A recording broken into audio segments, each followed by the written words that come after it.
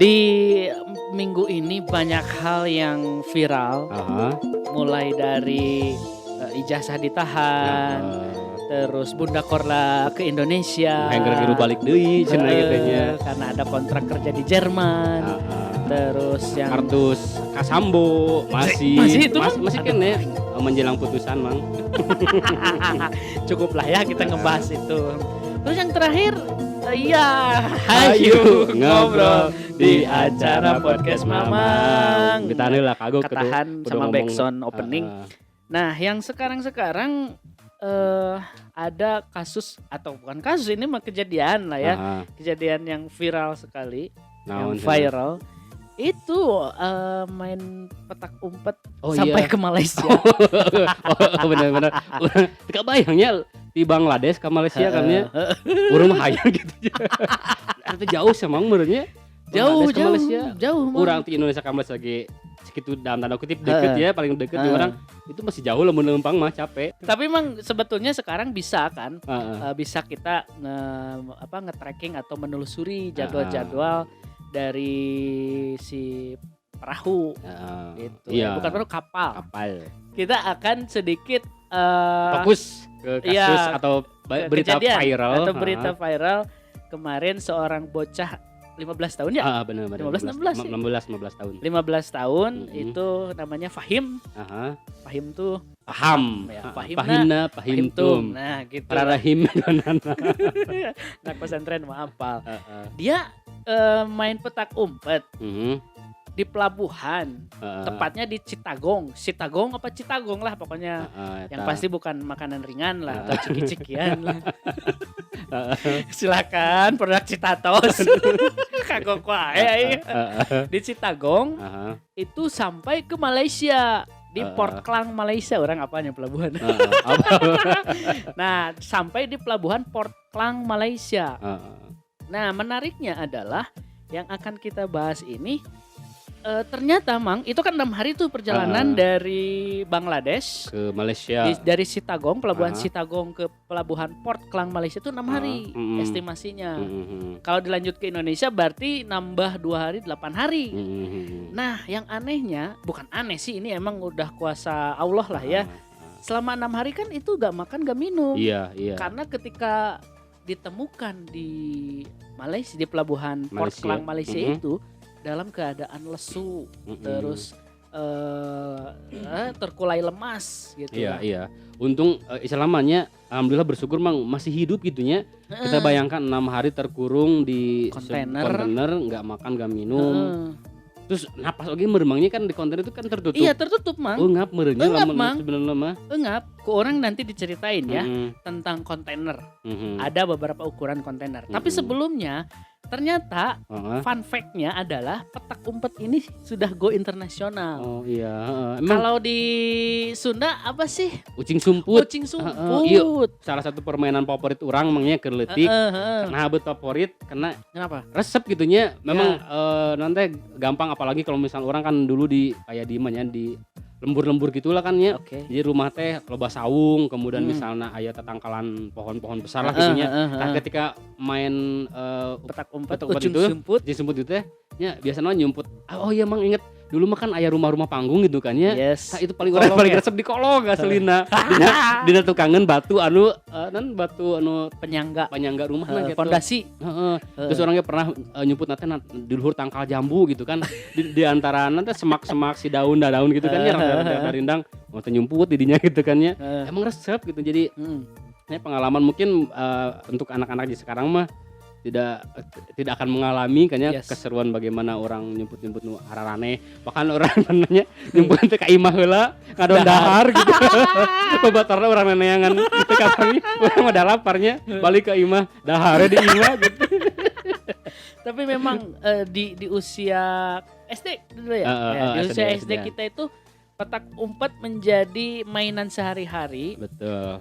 Dan mungkin lah untuk generasi sekarang susah Mang, bukan karena susah permainannya bukan, susah untuk nyari tempat persembunyian karena sekarang sok sawah-sawah terus kebon-kebon, hutan-hutan itu sudah jadi rumah. Masa iya kita harus bertamu dulu? Ikut ini ya. Sembunyi. Ikut sembunyi ya. Terus di sisi lain memang selain tadi faktor tempat nyumputnya memangnya lebih sedikit lah dibanding yang waktu kita kecil. Ya. Dan lagi mungkin dari perilaku sosial masyarakat atau termasuk tadi anak-anaknya, jangankan untuk kita yang sudah dewasa dengan kesibukan masing-masing, misal dalam kerja seperti apa. Untuk anak-anak sekarang mah kan tadi teh sosial lagi kurang nama gitu kan ya, karena tadi dia sudah punya dunia sendiri mang, tadi dunia dalam genggaman teh ya. Fokus ke HP semua, permainan, komunikasi lewat HP gitu kan. Ada orang mah dulu ya komunikasi permainan langsung di lapangan langsung, dengan teman-teman, berinteraksi langsung gitu. Nah, itu tentang pengalaman kita ya masing-masing tentang petak umpet. Terus orangnya tadi berpikir bahwa yang namanya petak umpet itu sugan teh di urang hungkulnya. Enggak. Di katakanlah di lemur orang teu sampai ke nasional, ternyata tidak kan ya. Bahkan orang ge pernah dulu waktu kuliah mang aya nemu istilah game non hide and seek kan gitu nya. Pas diterjemahkeun teh kucing sumput. Oh iya. Oh nageun aya versi Inggrisna. Hide itu apa sih? Hide nyumput. Hide-nya nyumput seek, lah. Neangan gitu. Seek itu ya neangan gitu. Oh ternyata aya oge nya translatanana berarti mungkin di sana aya oge gitu ya. Dan tadi faktanya bahwa kucing sumput oge ternyata sampai ke Asia yang lain oge tadi di Bangladesh kan di gitu. Negara bagian Asia. Itu fakta menariknya. Perlu digali enggak? Itu nanti ada fakta dan sejarah si Mang Andi lah. Sekagok wae. Nah, dari kejadian ini Mang, kan kita belum ngebahas nih kronologinya Mang, kronologi secara detail ya. Kita nggak tadi tentang pengalaman kita mengenai kucing sumput atau permainan petak umpet, dan ternyata fun fact-nya si Mang Jaman ini baru tahu bahwa petak umpet ini tidak hanya di go internasional gitu ya, tidak hanya di negara plus 62. Dan setelah tahu itu berarti mana taunya ada kurang ke distract ya sama TikTok. Santai. Okay. Ente mah apa? Ente kadang-kadang ente. Apa kita apa malah? Enggak gini. Mana tahu bahwa petak umpet go internasional itu adanya kasus ini atau sebelumnya? Oh, udah tadi ceritanya. Jadi aya istilah hide and seek gitu di permainan luar negeri teh. Oh, itu kucing sumput teh ya gitu. Nah, ternyata setelah orang akhirnya mencari nih ya, searching. Ini kejadian kayak gimana sih gitu. Kok bisa gitu ya. Nyumput ke Malaysia, kumaha neanganna baturanna ieu kapangnya lagi disusul gitu ke Malaysia nya. Apalin urang nyumput ke Malaysia teangan nya pokona encan kapangnya mah nya bawa balik ke ieu gitu. Jadi kronologinya ternyata si Fahim ini kan bermain dengan anak-anak seusianya. Main petak umpet. Pasti di pelabuhan. Karena gak mungkin dong di pekarangan rumahnya tiba-tiba ada kontainer. atau tiba-tiba asup ke kontainernya ya, gitu. Nah, pasti kan di pelabuhan. Nah, di mungkin ya si anak-anak yang bermain dengan Fahim ini orang sekitar pelabuhan. Kalau di kita di Tanjung Priuk itu di daerah Jakarta Utara, Tanjung Priuk. Nah, mungkin gitu. Mainlah di sana. Mainlah gitu. Karena cek orang tadi bahwa di zaman sekarang sudah jarang sekali sawah, kebun, hutan-hutan, sehingga yang ada aja fasilitas digunakan. Mungkin si Fahim berpikiran, wah ada kontainer kosong nih, gitu. Bisa dipakai buat sembunyi kan ya, sembunyi. Aman. Apalagi satu kontainer, ini nggak tahu sih, orang juga belum dan tidak menemukan di beberapa media online kontainer ukuran berapa yang dimasuki oleh si Fahim ini. Karena ada beberapa ukuran Mang, yang setahu orang ada 3. Ukuran 20 feet, 20 kaki, itu sakakitnya berapa sih? 1,7 meter lah kalau gak salah satu kaki itu. Kali 20 lah, hitung sendiri. Ada ukuran 20 feet yang pertama, yang kedua ada ukuran 40 feet. 2 kali lipatnya, lebih besar gitu kan. Yang ketiga ada 45 feet. Nah ini sampai sekarang orang belum bisa mengkonfirmasi. Tapi yang pasti ukuran 20 feet juga emang sebetulnya kalau dihitung secara estimasi orang lah ini mah ya. Estimasi orang itu bisa muat sampai 50 bisa masuk ke sana. Lebih malah. Karena orang kan Badag betulnya. Orang tahu persis karena orang bekerja di yang ngurus-ngurus masalah kontainer. Oh, pernah dulu. Ayeuna atau dulu? Sekarang mah. Oh, sekarang sama sekarang. Sekarang ya. Oh, mana itu bagian eta oge. Jadi tahu iya. ukuran kontainer 20 feet ya 20 ukurannya 20 kaki. Dan tonase kapasitas dari kontainer ini per masing-masing yang 20 feet itu maksimal dia bisa menahan 15 ton kapasitasnya. Kalau yang 40 feet berarti 2 kali lipat dari itu. Nah, kalau 30 yang tonan ya gitu. 30 sampai 40 ton lah ya. Nah, kalau yang 45 feet itu bisa 50 sampai 70 ton kapasitasnya. Lamun kontainer anu 0 ton. Kontainer 0 ngaranna eta. Nol. Nol kan iya. 0 ton. Iya. Ya ngerti lah. Aing kepaksa kudu ngadahar jokes itu. Nah, ini sekilas tentang kontainer dulu. Nah, kalau misalkan oke lah, taruhlah misalkan si Fahim ini masuk di kontainer ukuran 20 feet. Orang pernah nih berkunjung ke salah satu perusahaan ini sih jasa pengiriman ekspor impor. Yang notabene dia suka kirim kirim kontainer 20 feet. Jadi unik nih Mang, ini sedikit cerita. Si kantor tersebut kan kalau ke masjid jauh untuk Jumatan. Jadi si kantor tersebut bikin masjid dari kontainer. Ada dua kontainer yang dipakai. Digabungkan gitu. Yes, akhirnya gede Mang. Oh, berarti gede Mang. Kan Jumatan itu minimal 60 orang ya. 40 orang. Kalian Islam teh. Ente orang pikirannya 20 ditambah 40 feet. Jadi 60 orang pikirannya bisa ngelehnya. 40 aja. Bisa ngelehnya. 40 orang. Masuk ke sananya. Lebih Mang. Untuk ukuran 20 feet juga bisa masuk. Gila eta orang ngabayangkeun itu kan kontainer teh katutup bangnya pas halon-halonang ngebelentrang teh eta. Karena besi ya. jadi feedback gitu kan. Jadi dipakai ini untuk kedap suara. Kayak di tempat karaokean gitu. Karaoke wae. Kedap suara gitu. Om Oyo. Nah, jadi Tintin ngebelentrang si kontainer itu didesain dibuat masjid lah singkatnya. Iya. Dilengkapi dengan AC dan perlengkapan audio seperti layaknya masjid, Mang. Jadi gak kayak kontainer orang tuh. Di dalam mah gitu ya. Wih, keren gitu. Wah, kreatif gitu lah. Nah, orang bisa membayangkan, si Fahim kalau misalkan 20 feet anjir bisa lega Mang. Lebih lega kontainer lah di Batam kamari. Bisa. Tapi itu untung keajaibannya kan jadi orang memikirkan bahwa aku masih sesak nafasnya karena mungkin itu ukurannya besarnya untung nate jadi kan mungkin ke kapasitas si oksigena itu cukup oke tapi cukup ke dia sendiri mah gitu. Mungkin iya karena tidak terlalu banyak orang gitu karena cuma satu orang cukup luas mah gitu. Cukup lah. Nah, jadi kronologinya ketika si kontainer ini nyampe di pelabuhan Port Klang Malaysia, dibuka oleh petugas pelabuhan, kebayang lah ya, lah ada budak-budak nih kan gitu Nah si Fahim gak ngerti apa yang diomongin sama orang, dia baru menyadari, lah gue di mana nih? Beda kan ya. Mere tumhara gitu kan. Bangladesh gitu ya. India mer kan. Iya Bangladesh. Kan, itu sih perbatasan sebetulnya Mang. Masih mungkin India kan bahasa nasional sih India tuh kayak gitulah ya. Hindi dah mungkin Hindi. Bisa jadi gitu. Lamun ketemu jeung si Jarjit mah bakal rada nyambung. Ais bener. Jarjit kan bisa di Malaysia. Jadi pas ketika buka kontainer marvelous. Jadi 2-3 pulau terlampaui gitu. Nah, setelah diketahui ada orang di dalam kontainer, si petugas menyangka bahwa wah ada perdagangan manusia nih. Anu ngirim jelema yes. Kenapa bukan barang-barang di dalam? Ada istilahnya human trafficking katanya. Nelponlah polisi dan setelah ditanya dan si Fahim gak ngerti apa yang dibicarakan, mungkin si Fahim ketika mendengar bahasa Malaysia ngomong naon maneh.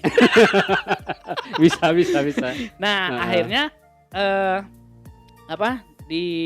sebelum sempat di ini dulu karena di ini dulu Mang. Diselamatin dulu. Dia karena dia kelihatan lelah gitu ya, kan. karena kelihatan lelah, lesu, Dibawa dan dulu dirawat dulu gitu. Kondisinya sedang tidur. Ya, ngagoler atulah kalau Sundanya. Nah, dibawa ke rumah sakit itu setelah pulih ditanya, ada penerjemah lah di sana. Dan si Fahim baru menceritakan bahwa dia tuh main petak umpet di Bangladesh. Selama 6 hari si Fahim berada dalam kontainer. Terus setelah pulih dan dirasa bisa dikembalikan lagi gitu ke negara asalnya, diurus-urus lagi, dimasukin lagi ke kontainer. Dipaketkan kena kontainer. Tapi beda nama dibekelan itu. Nanti kita gerak ya. Nanti gitu oke. Kata petugas pelabuhan, Fahim, this is your food for 6 days. And this is water. Kan India gitu ya. This is water. Bisa.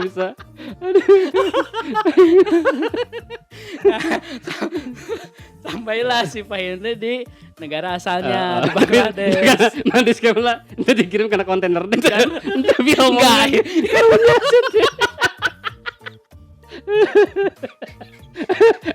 Di kena kontainer tapi diplastikan dikirim kena Shopee.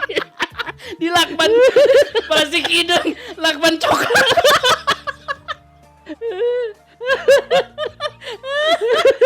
Dikirim via DHL. Ya mudah Anjir. Random orang pikirannya. Kata si ya Mister, help me Mister. It's no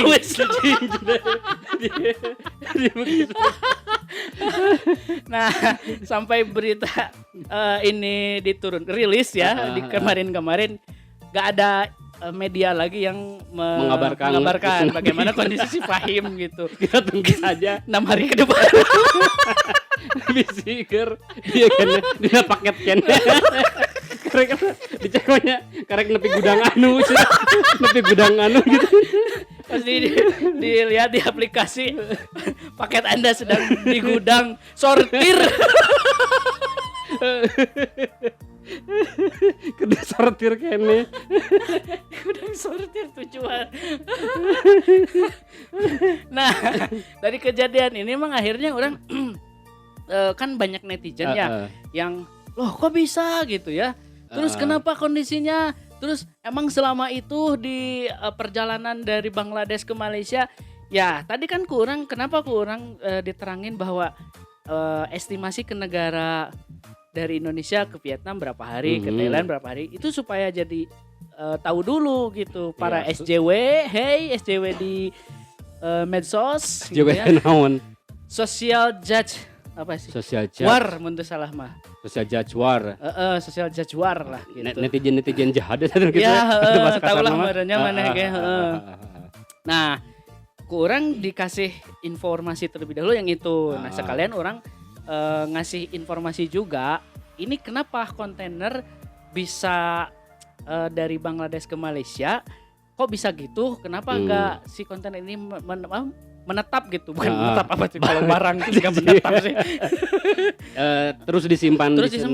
Jadi gini, untuk dulur mamang ini sedikit insight lah, mudah-mudahan jadi insight juga. Bertanya orang tadi bertanya mang orang India.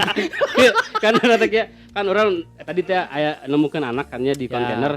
Tapi kontainer kebet kosong gitu kan. Biasanya orang berpikir bangnya sudah ada si Fahim tadi teh dia tertumpuk dengan barang-barang yang lain. Nah tidak gitu. Nah, terus berarti selama iya tuh eta si kontainer di Bangladesh ke Malaysia teh kosong kan gitu kan ya. Betul. Sudah teh eusian gitu. Jadi gini, ini kontainer kita tracking dulu ya. Kita telusur dulu kontainer nih. Kontainer yang membawa si Fahim dulu. Kan ini kontainer dari ke Bangladesh. Setahu orang ya kan pakai SH tulisannya kan SH. Bangladesh. Nah, kemungkinan besar ini menurut orang ya, meskipun di beberapa media online tidak disebutkan ini kontainer berasal dari mana, terus bisa sampai ke Bangladesh seperti apa. Menurut orang kontainer ini kemungkinan besar berasal dari Malaysia. Karena tadi lihat historina. Yes. Nah, dari Malaysia itu bawa barang, impor atau ekspor. Berarti kalau dari Malaysia ekspor. Kalau udah sampai di Bangladesh impor. Yes, benar. Nah, kan dari luar ke dalam. Nah, dari Malaysia ke Bangladesh, terus bawa barang di dalam kontainer, diturunin dulu ke pelabuhan, terus dikirim lah ya si kontainer tersebut ke kalau misalkan ada dua macam pengiriman nih Mang, masalah ekspor impor. Ada pengiriman FCL, ada pengiriman LCL. FCL itu singkatnya gini. Satu kontainer dimiliki oleh satu perusahaan. Jadi di booking satu perusahaan. Ya, oleh satu perusahaan. Kalau misalkan LCL, satu kontainer terdiri dari banyak kepemilikan atau banyak perusahaan. The gangbang gitu. Gitu.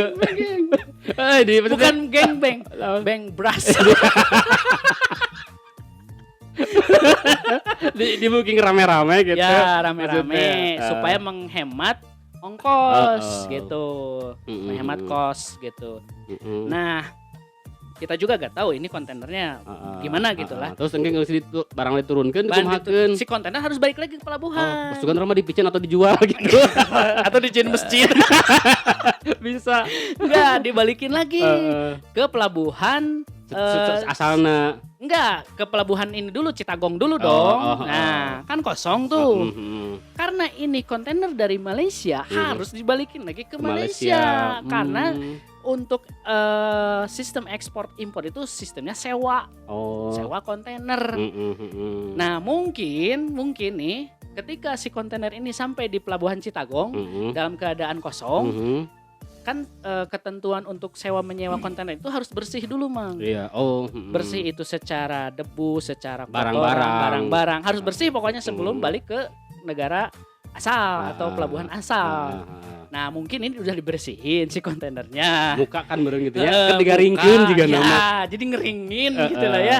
Karena kontainer itu pengap, terus cahaya matahari gak masuk, jadi dibuka mungkin. Masuk mungkin si Fahim ini tadi ditutup karena menurut media online yang kurang dibaca, si Fahim menutup sendiri dari dalam. Kalau ngunci dari dalam itu gak mungkin karena pakai gembok di luar. Itu digembok. Nah, setelah masuk mungkin si Fahim ditutup. Orang kan lagi sembunyi ingat kepangiheun supaya gak lihat gitu. Nah, mungkin si petugas pelabuhan Chittagong berpikir ini udah dibersihin, udah beres bongkar muatnya, udah menutup posisinya, dikunci lah. Dikunci lah sama petugas pelabuhan. Nah, untuk jadwal pengiriman dari Malaysia ke Chittagong lagi atau dari Malaysia kemana lah, karena si kontainer ini harus balik lagi ke Malaysia, diangkutlah ke kapal, dibawa ke Malaysia ke pelabuhan asalnya si kontainer. Mungkin gitu, ketemulah si Fahim di dalamnya. Gitu, dalam sistem ekspor impor tuh ketentuannya seperti itu. Impor itu lamun ti luar ka urang. Yes. Ya, impor kan ya, misalnya orang beli beras Indonesia lah gitu. Misal beli beras di Thailand, berarti orang berarti ngimpor beras di Thailand. Thailand mengimpor beras ke Indonesia. Kalau kita mau ngirim beras dari Indonesia ke Thailand ekspor. Gitu. Non ekspor impor. Itu non bala teh pelajaran IPS gitu nya. Nya IPS. Aya gitu IPS. Aya impor ekspor. Urang STM gak belajar IPS. Gitu. Batir. Gitu. Jadi kitanya impor ketentuannya. Jadi ini itu. ya sekalian informasi juga lah untuk dulu Mamang gitu. Nah, seperti itu Mang. BTW kalau masalah impor ekspor ya sebenarnya panjang Mang. Kalau orang harus menerangkan secara detail, itulah secara ringkasnya. Tapi ada juga nih beberapa produk kita harus bangga juga nih yang sudah melakukan ekspor keluar nih Mang. Penjualan dari Indonesia ke luar negeri. Keluar. Ekspor. Tetapi di dalam. Ya keluar ke dalam negeri yang dituju maksud orang ya. Dibersihan kurang Mang tong kebersihan. Bisa. Ada produk, beberapa produk asli atau produk lokal pride gitu yang berasal dari Indonesia, khususnya mungkin Garut yang betul. sudah go internasional, Mang. Mantap. Atau yang sudah ekspor, ya. Terutama kan sekarang makanan cemilan tuh sedang rame-ramenya tuh. Apalagi dengan level-level kepedasannya, ya. Yang dari level 1 sampai level 1 juta. Ya itu mah tergantung produknya. Ada nih orang boga produk. Apaan tuh? Orang punya produk basreng. Basreng. Yes. Basreng teh singkatan bakso digoreng. Bakso goreng. Ya, bakso goreng. Basreng. Bahasa halus. Tapi enggak ada yang halus itu. Jokes ladu itu mah goreng halus. Bakso goreng. Tadi kan tina sangu tuh maksudnya. Sangu goreng, sangu halus itu. Oke. Tadi ieu mah kita punya produk yang namanya bakso goreng atau bakso digoreng gitu ya. Ada basreng iyo. Basreng iyo. Iya, iyo. Bukan OI. OI kan itu sebutan fans untuk Iwan Fals. Ini basreng iyo. Betul. I dan O. Nah, ini basreng ini ternyata memang sudah ekspor ke beberapa negara. Salah satunya itu sudah ekspor ke Arab. Arab Saudi. Terus ke Cina. Ke Jepang, sorry. Ke Jepang. Ke Jepang. Terus ke Belanda. 3 negara. 3 negara. Jepang, ke Miyabi. Arab, Belanda ke Pandekok. Arab ke Al Nassr. Gitu. Klubnya Ronaldo sekarang ya. Nah, itu sudah dikirim ke negara, 3 negara itu semua. Keren itu Mang, kerennya. Jadi orang luar negeri bisa sampai tadi jajan produk lokal orang bakso goreng gitu bakso goreng iyo tadi. Basreng iyo. Nah, apa bedanya dengan basreng-basreng yang biasa? Sebetulnya ada juga mungkin ya beberapa basreng yang sudah sama tembus ke internasional. Cuman nih Mang, bedanya basreng iyo tuh si bumbunya itu kalau orang Sunda bilang cikruh. Cikruh apa sok bahasa Indonesianya? Cikru itu becerek-becerek. Becerek-becerek seger lah gitu. Ya. Gini kan. Kurang analogikan lah ya. Kan biasanya bumbu kata berbicara masalah basreng gitu ya. Kan aya bumbu garing kayak dikasih bubuk cabai unggul gitu kan ya atau dikasih bumbu seperti mecin karar itu.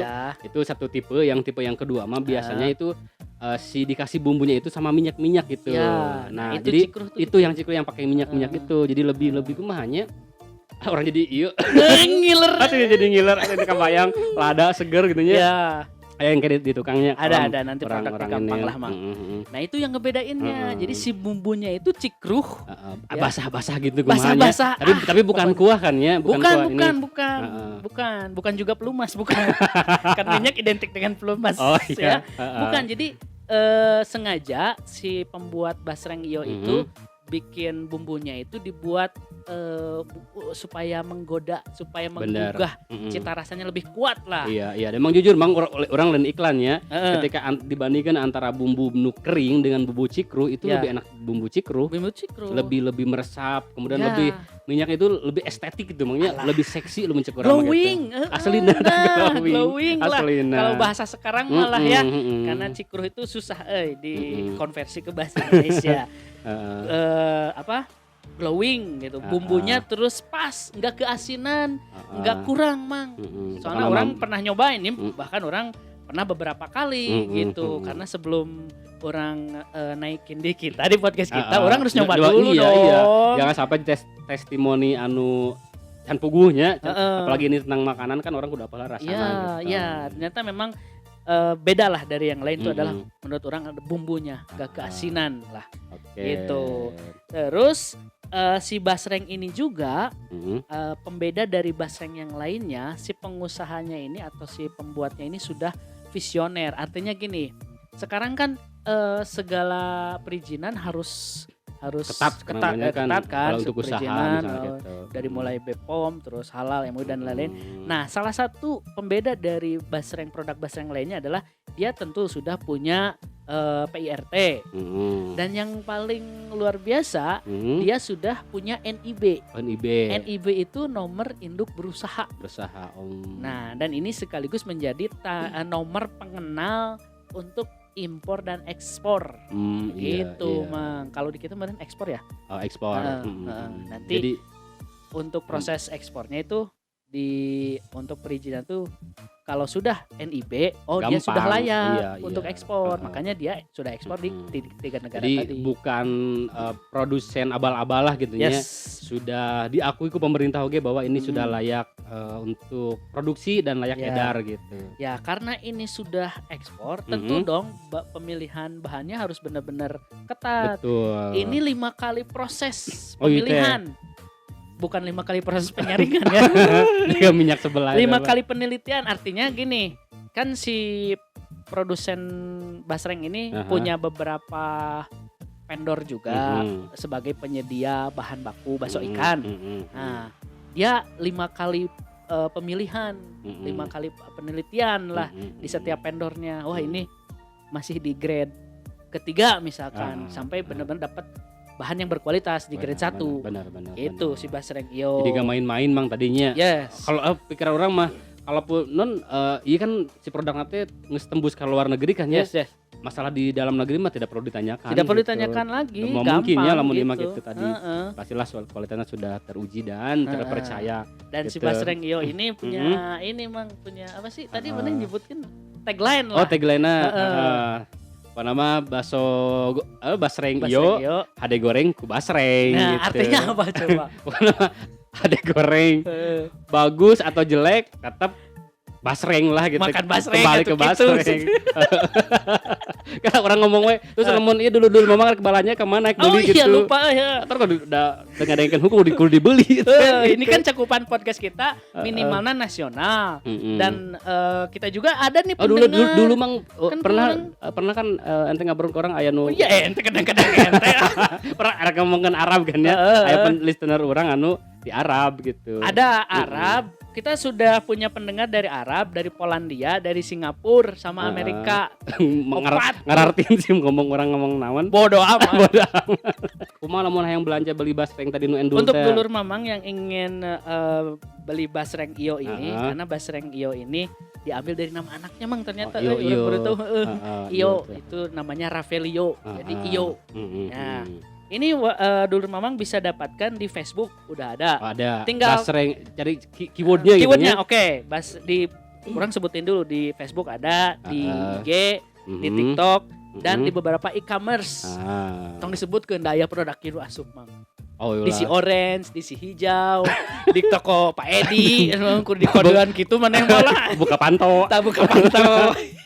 Tapi yang jelas tadi bisalah dicek di beberapa e-commerce atau di merchant merchandise, merchant atau di Instagramnya ada. Boleh di searching lah gitu ya. Searching kurang sebutin ya. Harus dia aja gak? Enggak usah lah. Basreng iyo. Taulah basreng mah ya cara nulisnya gimana. Basreng gak pakai spasi, i sama o. Gampang lah. Basreng iyo.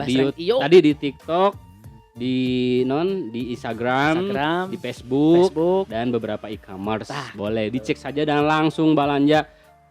Tadi yang penasaran bagaimana cita rasa basreng anu dia teh dalam prosesnya 5 kali penelitian gehel kan nya pakai kuantitatif.